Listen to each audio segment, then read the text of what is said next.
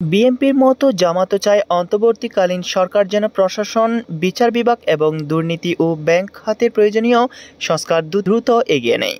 একই সঙ্গে আইনশৃঙ্খলা পরিস্থিতি নিয়ন্ত্রণে আনার ওপরও জোর দিচ্ছে জামাত। বলছে নির্বাচন কমিশন সংস্কার করে পুনর্গঠনের কথা। এছাড়া আন্দোলনে নিহতের ঘটনায় আইনি বিচারের উপর গুরুত্ব দিচ্ছে দলটি। জামায়াতের আমির ডক্টর শফিকুর রহমান বলেন, যারা ব্যক্তিগতভাবে অপরাধ করেছে তাদের বিচার অবশ্যই হতে হবে।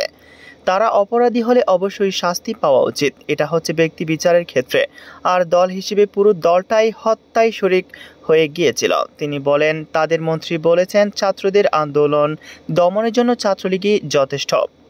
তাহলে বিষয়টা দাঁড়ালো, একটা দল পুরো দায়িত্ব নিয়ে নিল সন্ত্রাস করার, এবং সেটি হলো অনেক প্রাণ ঝরে গেল। সন্ত্রাসীদেরকে যখন বাহিনী হিসেবে দলীয় ব্যানারে নামিয়ে দেওয়া হলো, তখন বিশ্বের বহু দেশে এমন নজির আছে যে এমন গণহত্যা যারা করে তাদের সে দেশে রাজনীতি করার অধিকার থাকে না।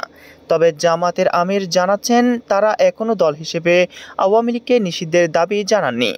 এ বিষয়ে দলে কোনো সিদ্ধান্ত হয়নি বলে নিশ্চিত করেন শফিকুর রহমান।